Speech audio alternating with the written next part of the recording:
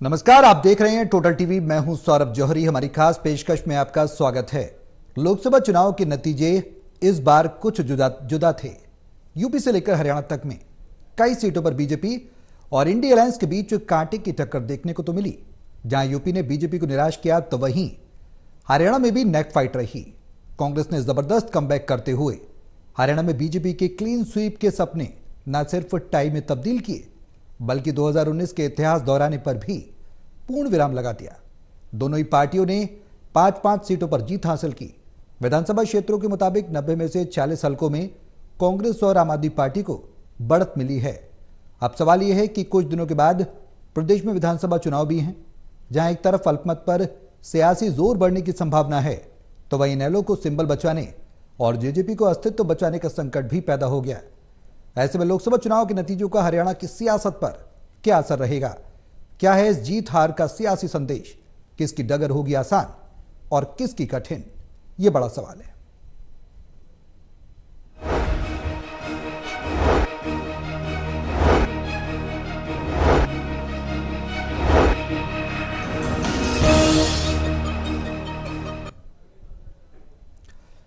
इस जीत हार के सियासी मायने क्या हैं? आगामी चुनाव पर, हरियाणा में विधानसभा चुनाव पर कितना असर पड़ेगा? और सियासी नफे नुकसान की बात की जाए तो किस पार्टी को नफा होगा, किसको आने वाले चुनाव में नुकसान होगा विधानसभा के? ये सवाल बरकरार है। साथ ही इनेलो और जेजेपी का जो सियासी भविष्य उस पर भी कई सवाल खड़े होने लगे हैं। सियासत हरियाणा की किस करवट बैठेगी? इन तमाम सवालों पर अपने सहयोगी के साथ करेंगे चर्चा। हिसार से associate editor doctor Mahesh Kumar हमारे साथ मौजूद हैं। पानीपत से एसोसिएट एडिटर देवेंद्र कथुरिया हैं और वरिष्ठ पत्रकार वीरेंद्र सोनी जी। आप सभी के साथ मैं चर्चा को आगे बढ़ाऊं, लेकिन उससे पहले एक रिपोर्ट दिखाते हैं। रिपोर्ट देखिए, फिर करेंगे चर्चा की शुरुआत। हरियाणा की सियासत में लोकसभा 2024 के चुनावी नतीजे अपनी छाप और असर छोड़ गए। यहां के राजनीतिक इतिहास में ये दर्ज हो जाएंगे। हरियाणा में लोकसभा चुनाव लड़े सियासी दलों को भी ये नतीजे अपना संदेश दे गए। कांग्रेस को सफलता के बावजूद ये संदेश कि संगठन की मजबूती, एकता और पार्टी की 36 बिरादरी की छवि को पहचान देना, तो बीजेपी को ये संदेश कि अनावश्यक प्रयोग से बचते हुए प्रदेश में पीपीपी यानी परिवार पहचान पत्र, प्रॉपर्टी आईडी और किसानों से संबंधित समस्याओं और शिकायतों का समाधान जरूरी है, क्योंकि आगे चलकर विधानसभा चुनाव हैं। बीजेपी हो या कांग्रेस, इस बार दोनों ही जगह 2-3 सीटों पर पार्टी के चयन में उम्मीदवारों में भी गलती हुई। खैर, देखिए, नतीजा बता दिया लोगों ने। खाली पार कहने से पार नहीं होता है, काम करने से पार होता है, लोगों का मन जीतने से पार होता है। खाली अपने सुविधा के नारों से प्रभावित नहीं होते। अपने आप ही घर में बैठ जाए 75 पार, तो कहा 400 पार। मैंने कहा था 400 पार कहते थे, आप बार बार मुझसे पूछते थे। मैंने कहा था, वो बात सिद्ध हुई कि भाई साउथ में साफ, नॉर्थ में हाथ, बीजेपी अकेली अगर। गौरतलब है कि बीजेपी और कांग्रेस के अलावा इनेलो और जेजेपी ने भी लोकसभा चुनाव में अपने उम्मीदवार मैदान में उतारे थे। दोनों ही पार्टियों के प्रत्याशियों की जमानतें जब्त हो गई। अब इनेलो को अपना चुनाव चिन्ह तो जेजेपी को पार्टी की मान्यता बचाने के लाले पड़ गए हैं। करनाल से लोकसभा चुनाव लड़े जेजेपी उम्मीदवार देवेंद्र कादियान को तो पानीपत शहरी सीट से सिर्फ 556 वोट ही मिले, जबकि यहां नोटा में ही 563 वोट डाले गए। पानीपत की चारों विधानसभा में देवेंद्र कादियान के 7,207 वोटों के मुकाबले बसपा उम्मीदवार इंदर सिंह को 10,467 वोट मिले। कादियान को पानीपत ग्रामीण विधानसभा के वोटर्स ने भी नकार दिया। उन्हें यहां सिर्फ 2,683 वोट मिले।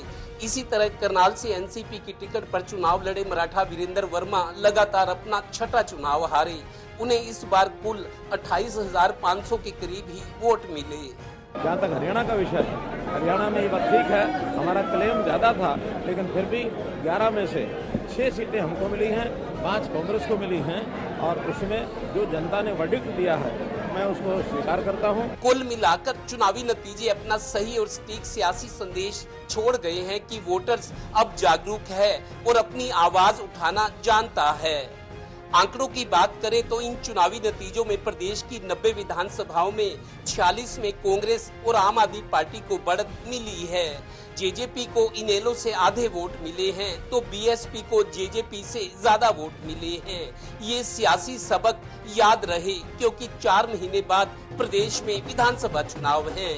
Haryana bureau, total news.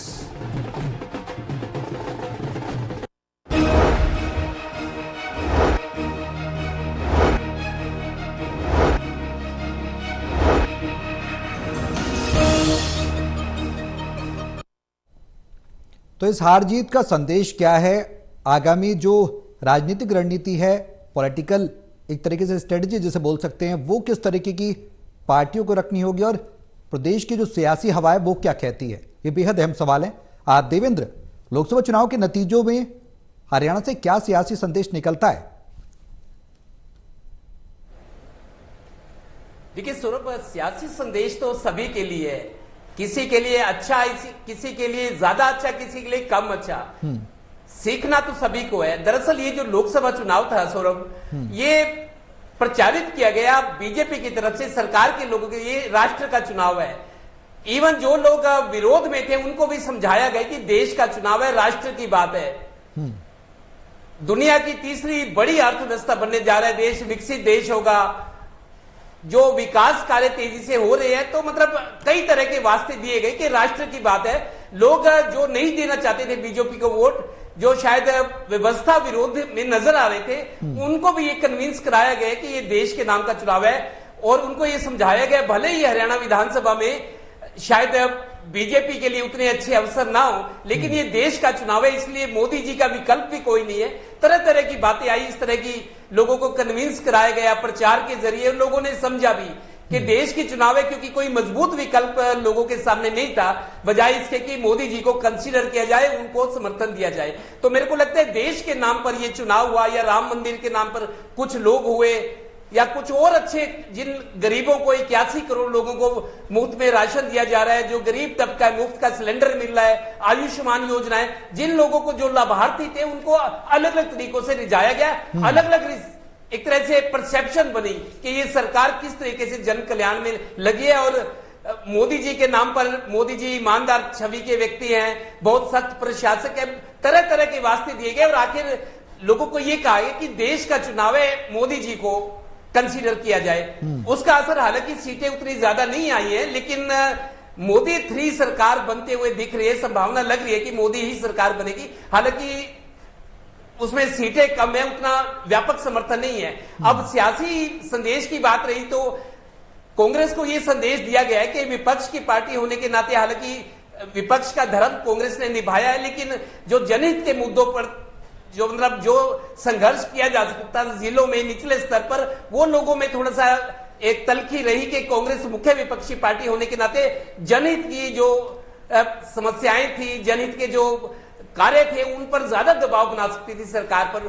BJP के लिए संदेश ये है कि आप सिर्फ वोट की बात करेंगे तो जनता ज्यादा देर तक बर्दाश्त नहीं करेगी, ना इंतजार करेगी, और आपको गुस्से का सामना करना पड़ेगा। और गुस्सा सामने आया है। 10 की जगह 5 सीटें रह गई बीजेपी की। इनेलो और जजपा की जो अंदरूनी कमजोरियां थी, वो कुछ खास कर नहीं पाए। उनके लिए भी अब एक संदेश ये है कि 4 महीने बाद विधानसभा चुनाव है, एक विकल्प ये भी हो सकता है कि इनेलो और जेजेपी, चूंकि अगर अस्तित्व पर सवाल खड़े हो गए तो फिर कंप्रोमाइज करना ही बेहतर होगा। तो इनेलो और जेजेपी के लिए यह संदेश है कि अगर वो इकट्ठा हो जाए, अगर अपना राजनीतिक वजूद बचाना चाहते हैं, कुछ अच्छा करना चाहते हैं, खड़ा होनी चाहती है पार्टी, वो लोग जो छोड़कर चले गए दूसरे पार्टी में, वो वापस आए, तो उनके लिए ये संदेश है कि आप एकजुट हो जाओ, ताकतवर बनो, तभी आपको रिजल्ट मिलेगा। तो सभी के लिए कुछ ना कुछ अच्छी संदेश है, और उम्मीद करते हैं जिनके लिए संदेश है वो सीख लेंगे। बिल्कुल। महेश, जो नतीजे हैं लोकसभा सीटों पर हरियाणा में जो हमने देखे 5:5, इसका अनुमान नहीं था। 7:3 का रेशो लगा रहे थे, 6:4 का रेशो लगा रहे थे। अब नतीजे तो आ गए और तस्वीर भी साफ हो गई। अब आगामी डगर है, आगामी लड़ाई है। किसकी डगर आसान लग रही है, किसकी कठिन लग रही है?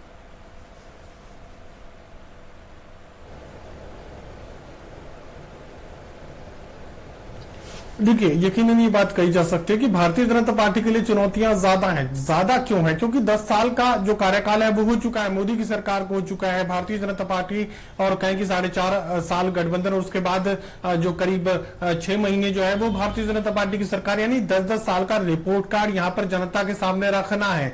चुनावी चाशनी के चुनावी वायदों से बात नहीं बनेगी, डिलीवरी आपको करनी पड़ेगी। वायदे जो आपने किए थे, जो सपने आपने युवाओं को रोजगार के दिखाए थे, जो स्वावलंबन की बात आप कर रहे थे, जो आर्थिक महाशक्ति बनाने की बात आप कर रहे थे, तमाम वो जो वायदे जो स्क्रीन पर नजर आ रहे थे, जो आपके चुनावी भाषणों में नजर आ रहे थे, उन्हें हकीकत में कब देखने को मिलेंगे? सवाल तो है ये। सवाल ये कि बेरोजगारी हरियाणा की आखिर कैसे खत्म होगी? क्यों वो देश में नंबर 1 पर बेरोजगारी को लेकर जो है आंकड़ों में हरियाणा का नाम बार बार सुनाई दे रहा था? क्यों हरियाणा प्रदेश के युवाओं को, खासकर ग्रामीण युवाओं को और शहरी क्षेत्र का भी मैं जिक्र कर सकता हूं कि हरियाणा प्रदेश के ज्यादातर युवाओं को डोंकी रूट से जो है क्यों अलग अलग देशों में मजदूरी करने के लिए निकलना पड़ रहा है? इस तरह की परिस्थितियां हरियाणा जैसे प्रदेश में आखिर क्यों देखने को मिल रही है? क्योंकि लगातार हमने देखा कि विदेश में जाने का जो ट्रेंड था वो पंजाब के लोगों में ज्यादा था। हरियाणा प्रदेश के लोग, ग्रामीण क्षेत्रों में रहने वाले लोग अपने गांव, अपने कस्बे, अपने शहर को, अपने प्रदेश को नहीं छोड़ना चाहते थे। लेकिन इस तरह की मजबूरियां आखिर क्यों थी? डिलीवरी नहीं हो पाई, वायदे पूरे नहीं किए गए, उसके अलावा परिवार पहचान पत्र या प्रॉपर्टी आईडी, तमाम इस तरह की जो चीजें यहां पर एक के बाद एक एक्सपेरिमेंट सरकार की तरफ से किए गए। एक चीज को ठीक करवाते तो दूसरी गलत हो जाती।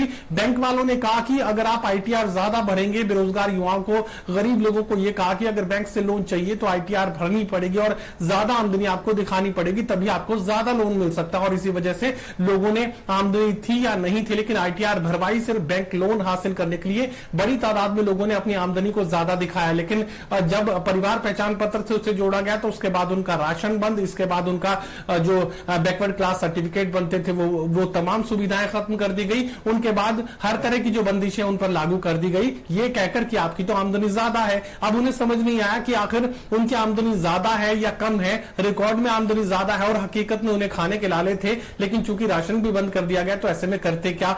डिलीवरी का सवाल है। भारतीय जनता पार्टी में मोदी सरकार को भी अपनी केंद्रीय स्तर पर 2 करोड़ नौकरियों का जो जिक्र कर रहे थे वो मिलनी चाहिए थी। तमाम जो दूसरे वायदे किए गए थे वो पूरे किए जाने चाहिए थे। लेकिन केंद्र में यह लग रहा था कि, खासकर हरियाणा प्रदेश का मैं जिक्र करूं तो गांव देहात में लोगों को लग रहा था कि मोदी सरकारी संस्थानों को बेच रहे हैं, एक के बाद एक अडानी और अंबानी को जो है प्रोत्साहन देने का काम कर रहे हैं। बीएसएनएल ठप हो रहा है और जियो आगे बढ़ता जा रहा है। इस तरह की तमाम अलग अलग चीजें जो ग्रामीण क्षेत्रों में, जिसका जिक्र जो है हर किसी की जुबान पर था, उसका खामियाजा भारतीय जनता पार्टी को केंद्रीय स्तर पर उठाना पड़ा है। और उससे कहीं ज्यादा बड़ा खामियाजा यहां पर हरियाणा की सरकार को आने वाले विधानसभा चुनाव में उठाना पड़ सकता है, क्योंकि मोदी की फैन फॉलोइंग फिर भी अच्छी खासी थी। खासकर राम मंदिर को लेकर महिलाओं में, बुजुर्गों में यह बात थी कि राम का मंदिर बनाने की जो पहल की है भारतीय जनता पार्टी की तरफ से की गई है। तो मोदी के नाम पर जो है अच्छा खासा वोट यहां पर अब भी मिला है। 5 सीटें जो मिली है मोदी के नाम पर मिली है। लेकिन हरियाणा प्रदेश की सरकार की अपनी परफॉर्मेंस का यहां पर जिक्र करेंगे तो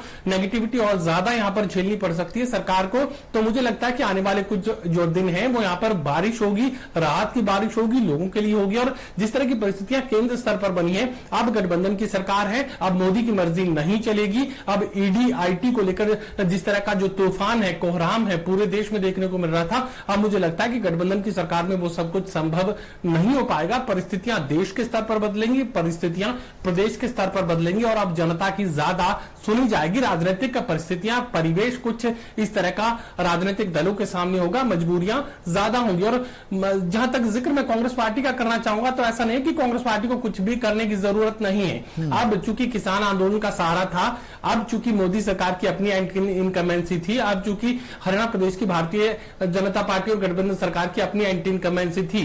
ग्रामीण क्षेत्रों में आईएनएलडी और जेजेपी का वोट जो है कांग्रेस पार्टी में शिफ्ट हुआ, तो ग्रामीण क्षेत्रों में कांग्रेस पार्टी काफी मजबूत नजर आई। लेकिन शहरी क्षेत्र में अब भी बेहद कमजोरी की स्थिति जो है कांग्रेस पार्टी की देखने को मिल रही है। संगठन कांग्रेस पार्टी के पास है नहीं। उससे भी बड़ी दिक्कत यह कि भीतरघात से किसी तरीके से निपटने का काम, हालांकि कुछ सीटों पर बड़ा भीतरघात जो है यहां झेलना पड़ा है कांग्रेस पार्टी को, इंडिया गठबंधन को। इंडिया गठबंधन बहुत ज्यादा हावी नहीं, क्योंकि सिर्फ कुरुक्षेत्र की सीट थी, बाकी 9 सीटों पर कांग्रेस पार्टी के उम्मीदवार उतारे गए थे। और इसी अंदर के भीतरघात की वजह से कुछ सीटों का नुकसान भी कांग्रेस पार्टी को झेलना पड़ा है। अब तो चूंकि लोकसभा के चुनाव थे और एक कैंडिडेट थे, तो किसी तरीके से भीतरघात को संभाल लिया गया। लेकिन अब चूंकि 10-10 उम्मीदवार जो है तैयार कर लिए कांग्रेस पार्टी ने, हर एक विधानसभा क्षेत्र में अपने लिए किसी एक को टिकट मिलेगी, बाकी जो नो है वो कोहराम मचा सकते हैं और कांग्रेस पार्टी का बना बनाया खेल बिगाड़ सकते हैं। तमाम जो चुनौतियां हैं कांग्रेस पार्टी के सामने भी खड़ी हैं। भारतीय जनता पार्टी के पास एडवांटेज ये रहता है ज्यादातर कि वो कमल के फूल पर लड़ते हैं, उनका उम्मीदवार कमल का फूल होता है, लेकिन कांग्रेस पार्टी में इस तरह की ना तो कोई संगठनात्मक भावना है, ना इस तरह का कोई डिवोशन होता है। यहां जो लोग कांग्रेस पार्टी के साथ जुड़े हुए हैं, करीब 8 से 10 उम्मीदवार हर एक विधानसभा क्षेत्र में कांग्रेस पार्टी के नेताओं ने तैयार कर लिया है। उसमें भी अलग अलग गुटों के जो नेता हैं वो अपने अपने लिए टिकट के सपने देख रहे हैं। तो ऐसे में भीतर घात जो अंदर का जो घमासान है वो कांग्रेस पार्टी में बेहद ज्यादा देखने को मिल सकता है, जिसकी वजह से कांग्रेस पार्टी का बना बनाया खेल बिखर सकता है। वीरेन जी, जो नतीजे आए, नतीजे हमने भी देखे, पूरे देश ने देखे। हरियाणा की सीटों पर भी हमने बड़ा चेंज देखा। 2019 की जो हिस्ट्री थी वो रिपीट नहीं हुई, क्लीन स्वीप के जो वादे थे वो नहीं हुए, बीजेपी का वो सपना जो था वो कहीं ना कहीं धाराशायी हो गया। अब सवाल यह है कि आगामी विधानसभा चुनाव भी हैं, उसको लेकर भी रणनीति बनानी है। एक तरफ चुनौती यह है कि अल्पमत पर सरकार को घेरने की जो विपक्ष है वो पुरजोर कोशिश कर सकता है, तो दूसरी तरफ ये जो चुनाव के जो नतीजे हैं लोकसभा चुनाव के, वो विधानसभा के आगामी चुनाव पर कितना असर डालते नजर आएंगे? देखिए, इस तरह के जो लोकसभा के नतीजे आए हैं, देखिए लोकसभा चुनाव के जो है मुद्दे अलग थे, विधानसभा चुनाव में मुद्दे अलग हो गए। देखिए, लोकसभा चुनाव में नरेंद्र मोदी के नाम पर वोट मिले भारतीय जनता पार्टी को, लेकिन विधानसभा चुनाव में ये स्थिति नहीं रहने वाली। देखिए, भारतीय जनता पार्टी की ये स्थिति क्यों बनी? हालांकि ये समीक्षा के लिए भारतीय जनता पार्टी विधायक दल की आज बैठक हो रही है, लेकिन क्या कोई नेता इसकी नैतिक जिम्मेदारी लेने को तैयार है? क्या किसी नेता ने कहा कि ये मैं जो हार हुई है 5 सीटों पर भारतीय जनता पार्टी की, उसके हार के लिए अमुक नेता दोषी है? कोई नेता आगे बढ़कर भी कोई अब जिम्मेदारी लेने को तैयार नहीं है और कोई आएगा भी नहीं। देखिए, अनिल विज बहुत बयानबाजी करते रहते हैं, आज भी उन्होंने बयान जारी किए, लेकिन ये बात कहने के लिए कोई तैयार ही नहीं है कि भारतीय जनता पार्टी की ये स्थिति बनी क्यों और इसके लिए दोषी कौन है। तो कोई इसके लिए तैयार नहीं है, कोई भी भारतीय जनता पार्टी का नेता इस बात पर मुंह खोलने को तैयार ही है। लेकिन सबको पता है कि ये स्थिति क्यों बनी। और ये जहां तक देखिए जाए, भारतीय जनता पार्टी के लिए तो सबक है ही है, तो कांग्रेस के लिए भी, जिस तरह अभी चर्चा कर रहे थे, महेश जी चर्चा कर रहे थे, तो ये देखने वाली बात है कि भारतीय जनता पार्टी के पास 3 महीने का समय है। 3 महीने के अंतराल के अंदर जो सरकार के खिलाफ सत्ता विरोधी भावना बनी हुई है उसको कैसे कम किया जा सकता है, उस पर कैसे अंकुश लगाया जा सकता है। और ये देखिए, यहाँ की लोकसभा चुनाव में ऐसी भी स्थिति भी है, कुछ भारतीय जनता पार्टी के लिए संतोषजनक भी है, लेकिन दुखदायी स्थिति यह है कि भारतीय जनता पार्टी के वोट प्रतिशत में 12% की कमी आई है, जो पिछले लोकसभा चुनाव में था, और कांग्रेस को 15% वोट अधिक मिला है पहले से। तो कांग्रेस के लिए स्थिति जो है उत्साहवर्धक तो है ही है, लेकिन अब कुल मिला के देखा जाए कि भारतीय जनता पार्टी का वोट प्रतिशत अभी भी 3% अधिक है कांग्रेस से। और कांग्रेस के लिए भी ऐसी चेतावनी है कि कांग्रेस अपने उम्मीदवारों के चयन में भी अगर कहीं कोई कसर रख देगी तो उसका भी उसको नुकसान होगा। तो भारतीय जनता पार्टी ने लोकसभा चुनाव के अंदर 5 सीटें ऐसी हैं लोकसभा की जहां हैट्रिक लगाई है। 3 सीटें तो ऐसी हैं, 3 तो उम्मीदवारों ने हैट्रिक लगाई है। उसमें चौधरी धर्मवीर सिंह भी हैं, कृष्णपाल गुर्जर भी हैं, राव इंद्रजीत भी हैं, और 2 जो ऐसे संसदीय क्षेत्र हैं जहां भारतीय जनता पार्टी ने हैट्रिक की है। मतलब उम्मीदवार बदलते रहे लेकिन पार्टी की तरफ से हैट्रिक लगी है, वो कुरुक्षेत्र भी है और करनाल भी है। तो ये भारतीय जनता पार्टी के लिए सुखदायी स्थिति है। लेकिन कुल मिला के जब दूसरे दलों के लिए बात देखें, जननायक जनता पार्टी के देखें, जननायक जनता पार्टी का प्रदर्शन अच्छा नहीं रहा, और इंडियन नेशनल लोकदल का तो चुनाव चिन्ह चला ही जाएगा। देखिए, उसको रीजनल पार्टी क्षेत्रीय दल की मान्यता मिली है, तो क्षेत्रीय पार्टी की मान्यता बने रहने का ये नियम है कि आपको या तो 6% वोट प्राप्त करने हैं जितने कुल मतों में से, या अगर लोकसभा का चुनाव है तो 1 सीट प्राप्त करनी है, विधानसभा का चुनाव है तो 2 सीटें लेनी है। तो जननायक जनता पार्टी जो है या और इंडियन नेशनल लोकदल है वो तो इस मापदंड पर खरे उतरे नहीं, लेकिन जननायक जनता पार्टी को एक अवसर और मिलेगा चुनाव का, क्योंकि पिछले में उन्हें चाबी चिन्ह मिला था, तो इस चुनाव में नहीं, तो उनको एक ग्रेस जो है, एक चुनाव का ग्रेस मिल जाएगा, ऐसा प्रावधान है। लेकिन इंडियन नेशनल लोकदल का क्षेत्रीय पार्टी का दर्जा चला जाएगा, उनका चुनाव चिन्ह चला जाना ये तो प्राय निश्चित ही है, क्योंकि ना तो उनको 6% वोट मिल रहे हैं और ना ही जो लोकसभा की कोई सीट जीतने में सक्षम हो चुके हैं। तो जहां तक भारतीय जनता पार्टी की बात है, देखिए भारतीय जनता पार्टी में अब जो है कि ये एंटी इनकम्बेंसी को कैसे खत्म किया जाए। देखिए, बिल्कुल ठीक बात है, जैसे देवेंद्र जी कह रहे थे, ये मुद्दे हैं, जनता की समस्या हैं, लेकिन 3 महीने के अंदर ऐसा क्या जादुई का चिराग है कि भारतीय जनता पार्टी इस पर अंकुश लगा लेगी। और पार्टी को अभी अपना पार्टी अध्यक्ष का चयन भी करना है। भाई पार्टी अध्यक्ष कौन होगा ये फैसला तो केंद्र ने करना है, लेकिन पार्टी अध्यक्ष भी ऐसा होना चाहिए जिसको नायब सैनिक के व्यक्तित्व के अनुसार उनका कद ऊंचा ना हो।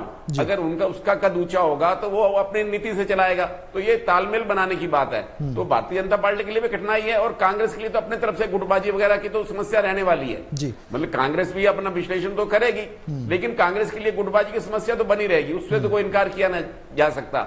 और इस गुटबाजी के अंदर से ही कांग्रेस को अब सत्ता की राह देखनी है। ये निश्चित है कि कांग्रेस के लिए उत्साहवर्धक माहौल अवश्य है, लेकिन उसके साथ उतनी समस्याएं भी जुड़ी हुई हैं। जी वीरेन जी, अविश्वास जो पनपा है बीजेपी के प्रति, उसकी सबसे बड़ी वजह क्या मानते हैं? जिस तरीके से देवेंद्र ने भी जिक्र किया कि चुनौतियां अपार हैं, महेश ने भी बताया कि अब चुनौतियां न सिर्फ बीजेपी पे बल्कि कांग्रेस के सामने भी पेश आने वाली हैं। विधानसभा चुनाव को लेकर रणनीतियां बनानी होंगी, आसान डगर किसी के लिए नहीं है, लेकिन सबसे बड़ी वजह अगर बीजेपी के परिप्रेक्ष्य में देखा जाए तो क्या मानते हैं? विश्वास का एक फैक्टर तो पैदा हुआ प्रदेश में वोटर्स के मन में। बिल्कुल, देखिए भारतीय जनता पार्टी ने जो जमीनी हकीकत है उसको नहीं समझा, जो कार्यकर्ता भी बोल रहे थे। अब मान लीजिए, बिल्कुल महेश जी जिक्र कर रहे थे, जो बुजुर्गों की पेंशन है वो 3-4 माह से रुकी हुई है। दूसरे मामले तो छोड़ दीजिएगा, जो पेंशन के पात्र है उनकी पेंशन भी रुकी हुई है। तो मतलब जब आप पोर्टल की व्यवस्था कर रहे हैं तो उसका परीक्षण करने वाला, उसकी जांच करने वाला, भाई पूर्व मुख्यमंत्री मनोहर लाल जी भी कह रहे हैं, कारण गिनाया। जब विधायकों ने बताया भी क्या कारण रहे हैं तो गिनाया है, कभी लोगों की पेंशन रोक दी गई, जानबूझकर रोकी गई, या कोई पोर्टल में खामी थी, ये जांच तो करनी चाहिए पेंशन क्यों रुकी हुई है। मतलब अगर आप सारे जो समाधान है, जो सारी अपनी योजना है वो पोर्टल पर डाल देंगे अच्छी बात है, लेकिन आप लोग तकनीक से कितने लोग सक्षम है? तो जब आप इस योजनाओं में, सरकारी योजनाओं में प्लीता लगाया जा रहा है, भ्रष्टाचार पनप रहा है, लोग धक्के खा रहे हैं, प्रॉपर्टी आईडी के लिए जो है लोगों को अभी भी बहुत कठिनाई झेलनी पड़ रही है, तो उसमें कोई सुधार हुआ नहीं है। देखिए सरकारी दावे कर दिए जाते हैं, लेकिन जमीनी स्तर पर कुछ नहीं होता। और विधायक भी बेबस है, विधायक भी कई बार इस बात को उठा चुके हैं। जब पहले नगर निगम के जिनका कार्यकाल पूरा हो गया वो पार्षद भी यह बात उठाते रहे, लेकिन पार्षदों की कहीं सुनवाई नहीं हुई, मनोहर लाल जी ने सुनवाई नहीं की। और अब भी ये बात है, अगर कार्यकर्ताओं की नहीं सुनेगी, कार्यकर्ता जो है जो जनता के बीच जो सुनकर आते हैं, जो जनता की कठिनाई होती है वही पार्टी के मंच पर रखते हैं, लेकिन अगर पार्टी उसको गंभीरता से नहीं लेती तो उसका नुकसान झेलना पड़ता है। तो इस तरह सुशासन सहयोगी भी बनाए गए हैं, उससे भी फीडबैक नहीं मिल रहा। और आपने एमिनेंट पर्सन बनाए थे, सीएम विंडो की शिकायतें थी, उसके बाद भी लोगों की समस्याओं का समाधान नहीं हो रहा। तो ये कई पार्टी के स्तर पर कमी है, सरकार के स्तर पर कमी है। अगर सरकार अपने विधायकों पर भी विश्वास नहीं करती, क्योंकि अब देखिए विधायकों के चेहरे तो बदले जाएंगे, सभी को टिकट मिलना निश्चित नहीं है, तो इसलिए अब जो टिकटों की जो होड़ लगेगी तो उसमें एक दूसरे पर आरोप भी लगेंगे, एक दूसरे को कमजोर करने की कोशिश भी होगी। तो भारतीय जनता पार्टी के लिए जहां एक एंटी इनकम्बेंसी से जूझना है, सत्ता विरोधी लहर से जूझना है, वहां अपने संगठन को मजबूत बनाना है। जिस तरह के पन्ना प्रमुख की व्यवस्था थी उसकी पोल खुल गई, चुनौतियां अपरंपार हैं और दिखाई नहीं दिए। उन चुनौतियों को पार करना बेहद बड़ी एक डगर, कठिन डगर इसे कह सकते हैं। देवेंद्र, 90 हल्कों में से 46 हल्कों में कांग्रेस और आम आदमी पार्टी को बढ़त मिली है, क्या इशारा कर रही? देखिए मेरे को लगता है 46 ऐसे हल्के हैं विधानसभा के जिनमें कांग्रेस और आम आदमी पार्टी, क्योंकि इन्होंने गठबंधन में मिलकर चुनाव लड़ा है, हालांकि एक सीट आम आदमी पार्टी को दी गई है उनकी हैसियत के हिसाब से। अगर 46 आप देखिए 45 होते हैं, आधे 90 के आधे 45, मतलब आधे से थोड़ा सा ज्यादा हल्कों में विधानसभा क्षेत्रों में आम आदमी पार्टी और कांग्रेस को अगर समर्थन मिला है, उनको उम्मीदें लग रही है कि ये बढ़ सकता है। क्योंकि मैं फिर कह रहा हूं, आज हमने अपने दर्शकों को एक रिपोर्ट दिखाई है, कुछ कांग्रेस के नेता ये माने कि जो 10 लोकसभा चुनाव थे हरियाणा में, अगर 2-3 जगह कांग्रेस टिकट सोच कर देती तो चूंकि सरकार के खिलाफ गुस्सा था, एंटी इनकम्बेंसी वाला फैक्टर बहुत इंटेंसिव था, गहराया हुआ था, अगर कांग्रेस 2-3 जगह और कैंडिडेट थोड़ा ठीक दे देती तो और 2 सीटें कांग्रेस जीत सकती थी। मतलब कांग्रेस के हौसले बुलंद थे। और अब उनकी कसर ये है कि विधानसभा में सोच समझकर टिकट दी जाए। उनको लग रहा है कि आधे से ज्यादा विधानसभा हल्कों में विपक्ष को रिस्पॉन्स मिल रहा है, उनको समर्थन की उम्मीद जग रही है। और जैसे जैसे अभी 4 महीने का समय है विधानसभा में, देखिए अगर बीजेपी, अभी गठबंधन के बीजेपी के आसार नहीं है किसी से, हो सकता है कि आने वाले टाइम में जब वक्त आएगा, क्योंकि फैसले हमेशा हालात के हिसाब से लिए जाते हैं, हो सकता है बीजेपी को गठबंधन की जरूरत पड़े। लेकिन फिलहाल अगर बीजेपी अकेले से चुनाव लड़ती है, मेरे को लगता है कि अभी नुकसान की स्थिति में रहेगी बीजेपी, और कांग्रेस या आम आदमी पार्टी गठबंधन में लड़ेंगे, किस तरीके से सारा कुछ प्लानिंग होगी। लेकिन मैं ये मानता हूं कि मुख्य विपक्षी दल होने के नाते कांग्रेस को समर्थन मिलेगा, उनके हौसले बुलंद। भूपेंद्र हुड्डा को मेरे को बिल्कुल हौसले बुलंद हैं भूपेंद्र हुड्डा के, और कहीं ना कहीं आने वाले समय में ये चुनौती बनकर पेश आ सकते हैं। महेश, भूपेंद्र हुड्डा को ये कहते हुए हम लगातार सुनते रहे हैं कि कांग्रेस के पक्ष में लहर है, कांग्रेस अच्छा प्रदर्शन करने जा रही है और करेगी आगे भी, और परिणामों में भी देखने को मिला। अगर इस तरीके का परिणाम आगे भी देखने को मिलेगा, स्ट्रेटेजी कांग्रेस भी अब कहीं ना कहीं सीख रही है बीजेपी की नीतियों से, ये कहना गलत नहीं होगा। वेट एंड वॉच की पॉलिसी भी हमने देखी।